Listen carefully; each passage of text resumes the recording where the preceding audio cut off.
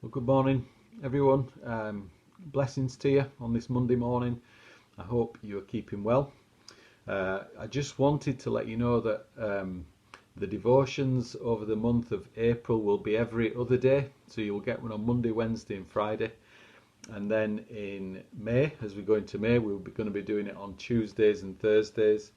And that's because we're winding down our daily devotions. And by June, we'll be bringing them to or we'll be stopping them altogether. I want to say thank you for those that have really blessed us by bringing the devotions, and I want to thank you for tuning in and watching our devotions. And I know that it's been something that we established to get us through the time of restriction and when we were isolated. And as we are coming out of that time now, hopefully not to go back into it, we're going to bring the devotions down to a close, and hopefully doing that slowly will help those who have been kind of watching them every day.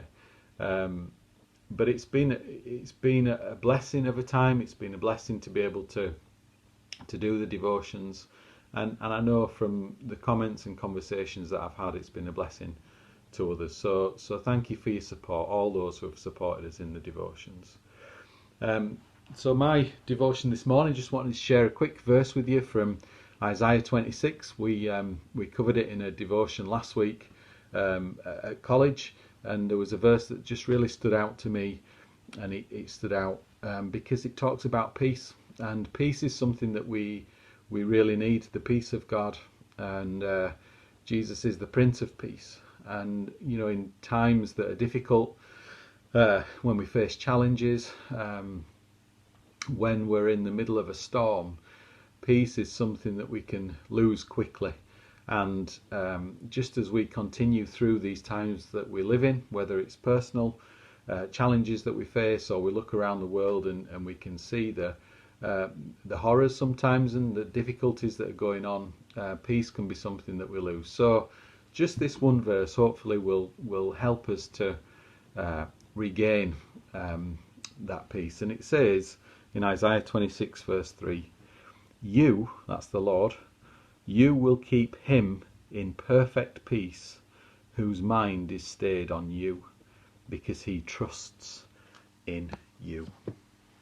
What a wonderful verse that is. And that's God keeping a person in peace, me or you, in peace. And how does that happen?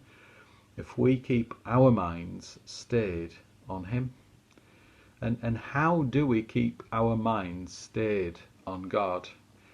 Through challenge, through difficulty, through the things that we see and experience that can really rock us in the middle of that storm.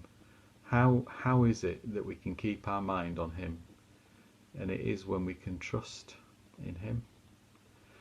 You know, I think about that song, "I will trust in you alone."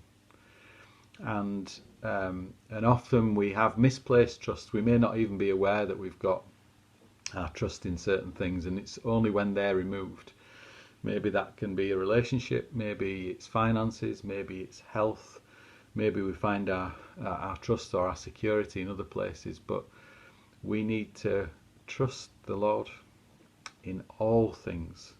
And as we do trust in him when we're faced with those challenges, we're to keep our minds stayed on him. That means not to, I think about Peter when he stepped out of the boat and looked to Jesus and he was fine, his trust was in him, but when he looked at the storm, that's when he began to sink. And that's when we can lose our peace, when we look at the storm.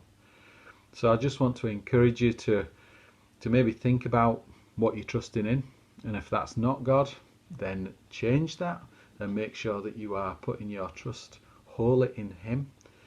And then as the challenges may come, that you would keep your eyes upon him, that your mind would be stayed upon him, not on the circumstances, but on him. And that peace, we learn about the peace of God in Philippians, don't we, that surpasses all understanding. Well, that peace will keep you. And I pray that peace will keep you throughout today, the coming days, and the rest of your lives, and that you would experience all that God has got for you. So God bless you today, and see you soon.